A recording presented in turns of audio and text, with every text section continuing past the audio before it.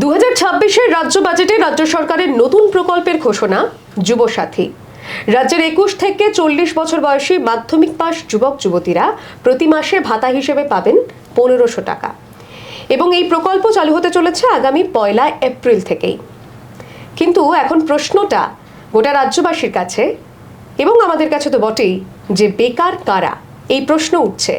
আমাদের সঙ্গে দ্য ওয়ালের সাংবাদিক সঞ্জু সুর রয়েছেন। সঞ্জুদা, এই প্রশ্নটা এখন সবার আগে উঠছে যে আসলে বেকার এ রাজ্যে কারা এবং কতজন? হ্যাঁ দেখো, খুব স্বাভাবিক, যেহেতু ভাতাটা বেকার ভাতা, অর্থাৎ বেকারদের দেওয়া হবে। আমি বেকার শব্দটা কোট আনকোট করলাম এই কারণে, বা কোট আনকোট করে বলছি এই কারণে, বেকার ভাতাটা বেকার নয় কিন্তু একদম বেকারদের জন্য দেওয়া হবে। তো যাই হোক, এটা সর্বাগ্রে জানা দরকার যে কতজন বেকার আছে আর কারা বেকার হিসেবে রাজ্য সরকারের কাছে স্বীকৃতি পাবে। কারণ রাজ্য সরকার যখন এই টাকাটা দেবে, রাজ্যের এক্সচেকার থেকে যখন যাবে, তখন যাতে যথার্থ বেকারের কাছে যায় সেটা আগে ঠিক করা উচিত। তাহলে এখন সবার আগে প্রশ্নটা আসবে, দেখো রাজ্য সরকার যে সিদ্ধান্ত নিয়েছে তাতে কত টাকা করে দেওয়া হবে, কতদিন দেওয়া হবে, কত বয়সের মানুষকে দেওয়া হবে, সেগুলো বলে দিয়েছে। কিন্তু এক্স্যাক্টলি বাজেট ঘোষণাতে তো ছিল না।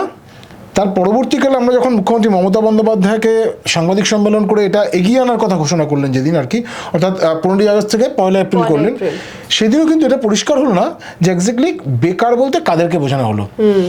এটা যারা ফ্রেম করেছেন তারাও এখন চিন্তাভাবনা করছেন। নবান্নে এই বিষয়টা নিয়ে এখন খুব বেশি আলোচনা হচ্ছে, এমনকি যুব কল্যাণ দপ্তরের যারা আধিকারিকরা আছেন তারাও এটা নিয়ে ভাবনা চিন্তা করছেন যে কাদেরকে বেকার হিসেবে ট্রিট করা হবে, কারা এলিজিবল, কারা যোগ্য। এক্ষেত্রে সেই যোগ্য অযোগ্যের বিষয়টা চলে আসছে আবার, যে কারা যোগ্য। যে কেউ বেকার হিসেবে আবেদন করতে পারে কি?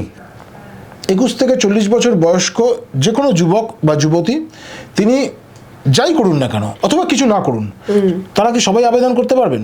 তাহলে তো একটা বিশাল সংখ্যক আবেদনকারী হয়ে যাবেন এবং তাহলে উপভোক্তার সংখ্যাটা এতটা বেশি হয়ে যাবে, রাজ্য সরকারের কোষাগারে তো একটা বড় টান পড়বে। তো সেখানে কি কোনো এক্সাক্ট সংখ্যা সরকারের কাছে এখনো পর্যন্ত আছে, নাকি এটা কোনো ভাবনা চিন্তা ছাড়াই একটা ঘোষণা? ভাবনা চিন্তা ছাড়া তো নিশ্চয়ই না। আচ্ছা, রাজ্য সরকার যখন কোনো কিছু ঘোষণা করে তখন তার পেছনে নিশ্চিত করে কোনো না কোনো ভাবনা চিন্তা আছে। অবশ্যই তুমি বলতে পারো যে ভোটের মুখে এই ধরনের একটা ঘোষণা, সেটার পেছনে ভোটের ভাবনা চিন্তা আছে কিনা? অবশ্যই রাজনৈতিক ভাবনা চিন্তা, ভোটের চিন্তা সেটা আছেই। কারণ 21 থেকে 40 বছর বয়স্ক যারা যুব সম্প্রদায়, সেই যুব সম্প্রদায়কে আকৃষ্ট করার জন্য এটা একটা মাস্টারস্ট্রোক হতে পারে। কিন্তু ওই যে বললাম যে এক্স্যাক্টলি কারা পাবেন, সবাই তো উদ্ভাবন নৃত্য করছে যারা 21 থেকে 40, মানে আমার পরিচিত অনেক আছে যারা চাকরি করে, তারাও। হ্যাঁ, আমিও ঠিক এটাই ভাবছি যে বারবার এটাই মানে প্রশ্ন আসছে, যারা ধরুন সরকারি চাকরি করেন না, এবার তারা হয়তো কোনো বেসরকারি ফার্মে চাকরি করে, কিংবা যারা ধরুন ডেলিভারি বয় কিংবা কোনো রেস্টুরেন্টে হয়তো কুকের কাজ করে, বয়ের কাজ করে, ছোটোখাটো ভাবে তাদের কর্মসংস্থান রয়েছে, তারা কি সকলেই এই বেকার ভাতা পাওয়ার যোগ্য? দেখো, এটাই এখন রাজ্য সরকার, বা বলা ভালো যে যারা এটাকে পুরো রুল ফ্রেম করছেন তারা এই বিষয়টা দেখছেন যে এক্স্যাক্টলি কারা কারা আবেদন করতে পারে। তোমাকে আগের প্রশ্নটার উত্তরটা আগে একটু দিয়ে নিই যে সংখ্যাটা কত, এটা রাজ্য সরকার কি করে বুঝবে। দেখো, 90 দশকের প্রায় শেষ পর্যন্ত রাজ্যে এমপ্লয়মেন্ট এক্সচেঞ্জ বলে একটা বোর্ড ছিল। এই এমপ্লয়মেন্ট এক্সচেঞ্জে রাজ্যের যারা বেকার যুবক যুবতী তারা নাম লেখাতে পারতেন। সেখানে তার শিক্ষাগত যোগ্যতা মূলত ক্লাস 8 পাসের উপর থেকেই এই নামটা লেখানো যেত। তার শিক্ষাগত যোগ্যতা, সে যখন 8 থেকে মাধ্যমিক পাস করছে তখন গিয়ে সে সেটাকে চেঞ্জ করতে পারতো যে মাধ্যমিক পাস, যখন সে উচ্চ মাধ্যমিক পাস করছে তখন সেটা গিয়ে আপগ্রেড করতে পারতো, বা তার শিক্ষাগত যোগ্যতা তখন আরও বেড়ে যেত ডিগ্রি পাস করলে, তো সেটা গিয়ে সে লিখতে পারতো। এবং এই এমপ্লয়মেন্ট এক্সচেঞ্জ থেকে, আমার নিজের ব্যক্তিগত উদাহরণ দিয়ে বলছি, আমার কাছেও কল এসছে যে এমপ্লয়মেন্ট এক্সচেঞ্জ থেকে কল আসে। এইটাও কিন্তু যুবক যুবতীদের কাছে একটা জায়গা ছিল যে এমপ্লয়মেন্ট এক্সচেঞ্জের কল আসা মানে সে সেই জায়গায় যাবে। সেটা মূলত এটা সরকারি চাকরির ক্ষেত্রে খুব বেশি হতো। তো আর রাজ্য সরকারের কাছেও একটা ডেটা থাকতো যে আমি জানি আমার রাজ্যে শিক্ষিত বেকার যুবক যুবতীর সংখ্যা এত। আচ্ছা, এই মুহূর্তে সেই এমপ্লয়মেন্ট এক্সচেঞ্জটা আর নেই, একেবারে না, মানে সেটা ধ্বংস হয়ে গেছে বলা যায়। সে তার কোনো অস্তিত্ব আর নেই, কেউ এমপ্লয়মেন্ট এক্সচেঞ্জে আর নাম লেখাতে যায় না। ফলে রাজ্য সরকারের কাছে এখন এই সংখ্যাটা পাওয়া চাপের, যে এক্স্যাক্টলি কতজন শিক্ষিত বেকার যুবক যুবতী আছে, যারা এই যে তুমি একটু আগে যাদের কথা বলছিলে যে হোটেলে কাজ করে বা গিগ ওয়ার্কার্স বা বেসরকারি ক্ষেত্রে কর্মসংস্থানে আছে। দেখো, সরকারি যারা কর্মী যারা 21 থেকে 40 বছরের বয়স্ক কিন্তু সরকারি কাজ করছে, সেটা রাজ্য সরকার বা কেন্দ্র সরকার যাই হোক না কেন, তাদের যারা কর্মী তাদের একটা কি বলবো স্বীকৃত জায়গা আছে, তাদের প্যান কার্ড আছে, তাদেরকে ট্যাক্স দিতে হয় বা সরকারের খাতা তাদের নাম আছে, ফলে সেই সংখ্যাটা একটা নির্দিষ্ট। এর বাইরে যে সংখ্যাটা আছে সেটা কিন্তু অনেক বেশি।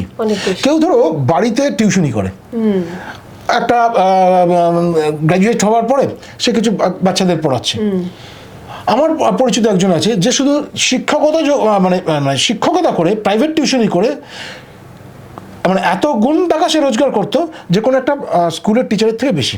আচ্ছা, তো তাহলে সে কি বেকার ভাতার জন্য আবেদন করবে? তারপরে ধরুন যে বেসরকারি কর্মী যারা বেসরকারি যে কোনো ফার্মে চাকরি করেন, তারাও কিন্তু ধরুন মানে বেশ অনেক টাকা অ্যামাউন্ট তারা মাইনে পায়। মাল্টিন্যাশনাল কোম্পানিতে যদি চাকরি করে তার তথ্য তো সরকারের কাছে সেইভাবে থাকবে না। তারা কি কোনোভাবে এই ফ্যাসিলিটি যদি নেয় সেটা কি এখনো পর্যন্ত যদি বলা হয় তাহলে তো সে আবেদন করতেই পারে, কারণ তুমি তো নির্দিষ্ট করে দাওনি। এই জায়গাটাই রাজ্য সরকারকে ভাবতে হচ্ছে যে কারা কারা এক্স্যাক্টলি আবেদন করতে পারবে। দেখো 15ই ফেব্রুয়ারি থেকে 26শে ফেব্রুয়ারি পর্যন্ত একটা সময় দেওয়া হয়েছে, যেটা দুয়ারে সরকার ক্যাম্প করা হবে, কাইন্ড অফ দুয়ারে সরকার ক্যাম্প, কোট অ্যান্ড কোট। রাজ্যের 294টা বিধানসভা কেন্দ্রে এই ক্যাম্পগুলো করা হবে, যেখানে এই বেকাররা আবেদন করতে পারবেন বেকার ভাতা পাওয়ার জন্য, এবং প্রত্যেকটা বিধানসভায় একটা করে ক্যাম্প হবে। ফলে এটা কেন এত তড়িঘড়ি করা হলো, তার কারণ অবশ্যই আবার সেই রাজনীতির বিষয় আসছে, ভোট আসছে, ভোটের আগে যাতে প্রত্যেকটি বেকার যুবক যুবতীর হাতে অন্তত 1500 টাকা করে তুলে দেওয়া যায়, এই চিন্তাভাবনা রাজ্য সরকারের রয়েছে, যে কারণে 294টি কেন্দ্রে একটা করে ক্যাম্প তৈরি করা হচ্ছে। আচ্ছা, এই ক্যাম্পে যখন আমি যাব, আমি মেনে নিচ্ছি যে আমি একজন বেকার যুবক, আমি মাধ্যমিক পাশ করেছি, আমার বয়স 21 বছরের ঊর্ধ্বে, 40 বছরের নিচে। আমি যখন সেই ক্যাম্পে যাব, ক্যাম্পে গিয়ে আমি ওখানে আবেদনপত্র রয়েছে, আমি সেই আবেদনপত্র ফিল আপ করবো। আচ্ছা, এই আবেদনপত্র ফিল আপ করবার সময় আমাকে কী জমা দিতে হবে? আমাকে তো কিছু ডকুমেন্টেশন করতে হবে, তথ্য জমা দিতে হবে। বেকার সেটা তো প্রমাণ দিতে হবে, আমি দাবি করলাম আমি বেকার, এবার এই আমার দাবির সপক্ষে আমাকে তো কিছু কাগজ জমা দিতে হবে বা কিছু জিনিস তো নথি জমা দিতে হবে। একটা তো অবশ্যই আধার কার্ড দিতে হবে। নিশ্চিত করে আমার যতদূর ধারণা, যেটুকুনি কথাবার্তা বলে মনে হয়েছে যে ব্যাংকের অ্যাকাউন্ট নাম্বার দিতে হবে, এবং যে অ্যাকাউন্ট নাম্বারের সাথে আধারের লিঙ্ক করা আছে। প্যান কার্ড থাকলে খুব ভালো, আবার সেই চলে আসবে। প্যান কার্ড আসলে আবার সে তার কোনো আর্থিক মানে রোজগার আছে কিনা সেই বিষয়টাও চলে আসে। তার ফোন নাম্বার দিতে হবে, যেটাকে ওটিপি ফোটিপি ইত্যাদি আসবে, এইসব জিনিসগুলো তাকে জমা দিতে হবে। কিন্তু এখনো পর্যন্ত যেটুকুনি শুনেছি তাতে কোথাও তার ব্যাংকের স্টেটমেন্ট জমা দিতে হবে কিনা বা লাস্ট 6 মান্থের স্টেটমেন্ট জমা দিতে হবে কিনা সেটা কিন্তু শুনিনি। আমার মনে হয় এই বিষয়টাও রাখা হবে, কারণ কারেন্ট বা সেভিংস ব্যাংক অ্যাকাউন্টের লাস্ট 6 মান্থের যদি আমি ব্যাংক স্টেটমেন্ট জমা দিই, সেখানে কিন্তু বোঝা যাবে সে স্যালারিড কিনা। বেসরকারি ক্ষেত্রে হলো স্যালারি তো ব্যাংক অ্যাকাউন্টের মধ্যে পড়ে। বেকারত্বের একটা প্রমাণ তো চাই, তো সেইটা বা মানে কোন নথিটা সেইটা প্রমাণ করবে, তো সেরকম কিছু নথির ব্যবস্থা নিশ্চয়ই সরকার করবে। তার মধ্যে অবশ্যই আমি যেটা বললাম যে ব্যাংক স্টেটমেন্ট লাস্ট 6 মান্থ বা লাস্ট 1 ইয়ারের ব্যাংক স্টেটমেন্ট, এটাতে তো পরিষ্কার হয়ে যাবে যে সে স্যালারিড কিনা, সে কোনো সংস্থা থেকে বেতন পাচ্ছে কিনা। হ্যাঁ, আবার তো এক্ষেত্রে আরেকটা জিনিসও আছে যে ধরো রোড সাইড যে ধাবাগুলো আছে বা রোড সাইড যে ছোটোখাটো দোকানগুলো আছে, সেখানেও তো কিছু মানুষ কাজ করছে, বা সেখানেও কিছু মানুষ এই যুবক যুবতী তারা সেগুলো চালিয়েও নিজের সংসার চালাচ্ছে। তো তাদের তো হয়তো তারা তো স্যালারিড না, তার নিজস্ব ভাবে সে কাজটা করছে, ব্যক্তিগত উদ্যোগে করছে, সেলফ এমপ্লয়েড। তো তাদের ক্ষেত্রে কি হবে? রাজ্য সরকারকে কিন্তু এটা অবশ্যই মানে চুলছেড়ার অবস্থা যুব কল্যাণ দপ্তরের যারা আধিকারিকরা রয়েছেন, কারণ এই সমস্ত কিছু, কারণ এটা যদি ভুলবশত হয়ে যায় একবার না, তাহলে কিন্তু লিটিগেশনের মামলা চলে আসবে যে ওই অমুক ব্যক্তি সে মাস গেলে 40, 50, 60, 70 হাজার টাকা বেতন পাচ্ছে বা রোজগার করছে, সেলফ এমপ্লয়েড হিসেবে রোজগার করছে, তারপরেও সে 1500 টাকা বেকার ভাতা পাচ্ছে। আমি সেটাই বলছি যে এখানে কি কোনো শাস্তির ব্যবস্থাও থাকতে পারে বলে মনে হয়, যে যারা ধরুন প্রচুর টাকা ইনকাম করছে অথচ তারাও গিয়ে এই ফ্যাসিলিটি পাওয়ার জন্য আবেদন করলো, এবং এই 15 থেকে 26শে ফেব্রুয়ারি যে সময়টা, এই সময়টার মধ্যে প্রচুর আমার মনে হয় যে এই ফর্ম জমা পড়বে, আবেদনপত্র জমা পড়বে, তাহলে মানে কিভাবে ঝাড়াই বাছাই হবে? এবং তারা যদি এই ফ্যাসিলিটি পাওয়া শুরু করে, তার কি কোনো শাস্তিমূলক ব্যবস্থা থাকতে পারে? খুব ভালো প্রশ্ন। এটা এই কারণে যে দেখো প্রাথমিকভাবে যদি এই বাছাইটা না হয় বা এই ক্রাইটেরিয়াটা ফুলফিল করতে না পারে বা এই ক্রাইটেরিয়া তৈরি করতে না পারে রাজ্য সরকার, তাহলে কিন্তু এই ধরনের বেনজল ঢুকে যাবে। আমি মাফ করবেন, আমি বেনজল শব্দটা বললাম, কিন্তু এটা তো ঠিক যে মানুষটা মাস গেলে 20-25-30 হাজার টাকা বা তার বেশি রোজগার করছে বেসরকারি ক্ষেত্রে, সেটা সেলফ এমপ্লয়েড হোক বা কোনো স্যালারিড পার্সন হোক, সেও যদি 1500 টাকা পাওয়ার জন্য আবেদন করে তাহলে সেটা বেনজল হয়ে যায়। তারা আমার মনে হয় তাদের আবেদন করা উচিত নয়। কিন্তু ওই যে বলে না, ফ্রিতে পেলে কে না নিতে চায়, ফলে অনেকেই হয়তো সেই জিনিসটা করতে চাইবে। তো সেক্ষেত্রে রাজ্য সরকার অবশ্যই একটা কিছু ব্যবস্থা তো করছে সেফগার্ড করার জন্য। যেটুকুনি কথা বলে বুঝেছি যে এক্ষেত্রে কিন্তু ধরা পড়লে বড়সড় জরিমানার মুখোমুখি হতে পারে। আচ্ছা, এটা কিন্তু মাথায় রাখতে হবে যে যদি আমি এমপ্লয়েড হই, সেলফ এমপ্লয়েড হয়ে, এবং আমার যদি প্যান কার্ড থাকে বা আমার ব্যাংক স্টেটমেন্টে দেখা গেলো আমার রোজগার অনেক বেশি আছে, প্রতি মাসে সেই রোজগারটা হচ্ছে, বা আমি স্যালারিড পার্সন হিসেবে আমার একটা রোজগার প্রতি মাসে আছে, তারপরে আমি বেকার ভাতার জন্য আবেদন করেছি বা ভুলবশত আমার বেকার ভাতা ঢুকতে শুরু করে দিয়েছি, এটা যদি ধরা পড়বে, যেদিন পড়বে সেদিন কিন্তু সরকারের কাছে আপনি দোষী সাব্যস্ত হবেন এবং জরিমানাটা কি হবে সেটা এই মুহূর্তে বলা যাচ্ছে না, যতক্ষণ পর্যন্ত রুল ফ্রেম হচ্ছে।